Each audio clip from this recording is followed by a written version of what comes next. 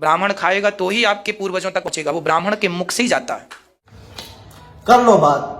अब हमने ये सुना है ऊपर से खाएंगे तब सुबह को नीचे से निकलेगा, ये तो समझ में आता है क्योंकि ऊपर से नीचे तक की पाइपलाइन फिट है। अब लेकिन ब्राह्मण खाएंगे तो पूर्वजों तक पहुंचेगा और जो कि मर चुके हैं इसकी पाइपलाइन कहां फिट है, ये बड़ा अजीब चीज है।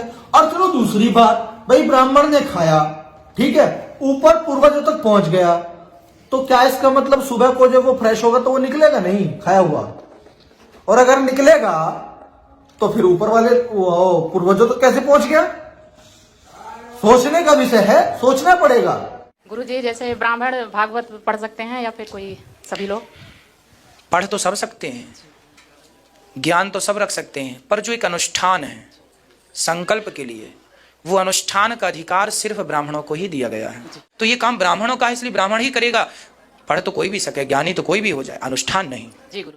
अंबेडकरवादी लोग जब अब से पहले कहते थे कि जो वर्ण व्यवस्था है वो वर्ण व्यवस्था जन्म के आधार पर होती है, ना कि कर्म के आधार पर। लेकिन इन लोगों का क्या कहना होता था, जो ये मनुवादी लोग होते, नहीं नहीं नहीं नहीं नहीं नहीं नहीं नहीं, ऐसा नहीं है, वो वर्ण व्यवस्था तो कर्म के आधार पर है, आप कर्म के आधार पर आपका वर्ण जो है वो बदल सकते हैं, और एक शूद्र भी जो है वो ब्राह्मण हो सकता है, और एक ब्राह्मण के अगर कर्म गलत हो तो वो शूद्र हो सकता है। लेकिन ये जाहिलों वाली बात होती है, और इसका प्रत्यक्ष प्रमाण आप इस महाराज से भी सुन लिया होगा। ये कह रहे हैं कि कोई भी लेगा, वो सब ये कोई वो कोई लेगा कर लेगा, ये सब वही कर लेगा, अनुष्ठान ब्राह्मण ही करेगा, यानी कि हराम की वही खाएगा, है मेहनत जो करेगा, शास्त्रों का ज्ञान जो लेगा, जो धर्म का ज्ञान लेगा, वो अनुष्ठान नहीं कर सकता। अनुष्ठान वही करेगा जो जात से है। हद हो गई भाई। अब जैसे 13 ही खिलाने बुलाओ ब्राह्मणों को, तो 13 ब्राह्मण ही आएंगे कि कोई और आएगा? ब्राह्मण आएंगे तब तो वो 13 ही मानी जाएगी। अब ब्राह्मण के अतिरिक्त कोई और आ गया तो वो मतलब ब्राह्मण खाएगा तब ही 13 ब्राह्मण खाएंगे तो ही, इसलिए सबका ये विधान है, ब्राह्मण खाएगा तो ही आपके पूर्वजों तक पहुंचेगा, वो ब्राह्मण के मुख से ही जाता है। ये विधान शास्त्रोक्त विधान है, ईश्वर की तरफ से विधान है कि आपको ब्राह्मण को भोजन कराना है तब जाके पूर्वजों तक पहुंचेगा। वो ब्राह्मण ही आदान प्रदान करता, खाया और वहां पहुंचाया। अब कैसे पहुंचाया? जैसे बैंक, आपने यहां डाला, वहां तुरंत मैसेज चला गया कि पैसे आ गए। जैसे हमारी व्यवस्था बैंक की है, अमेरिका में पैसा पहुंचाना है तो उसके खाते में 1000 रुपए डाल दो, वहां पहुंच गया, तुरंत मैसेज जाएगा। उसी तरह तुमने ब्राह्मण को खिलाया किसी व्यक्ति के नाम से, तुरंत उस तक पहुंच जाएगा ब्राह्मण का खाया हुआ। तो ये ईश्वर की बैंक है कि यहाँ खिलाओ वहां जाता है, इसलिए ब्राह्मणों को खिलाने की अनादि परंपरा है। तो ये काम ब्राह्मणों का है, इसलिए ब्राह्मण ही करेगा।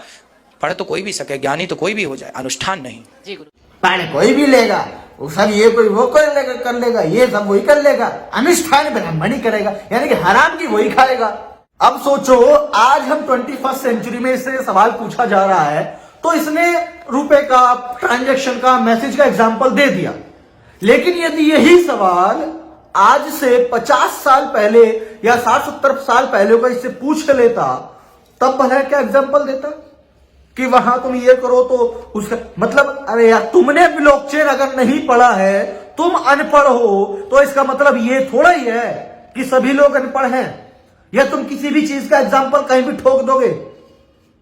शुरू में मैंने बोला था, सुबह पंडित ने खाया, ब्राह्मण ने खाया, पूर्वजों को पहुंच गया, तो अगली सुबह को वो क्यों निकलेगा?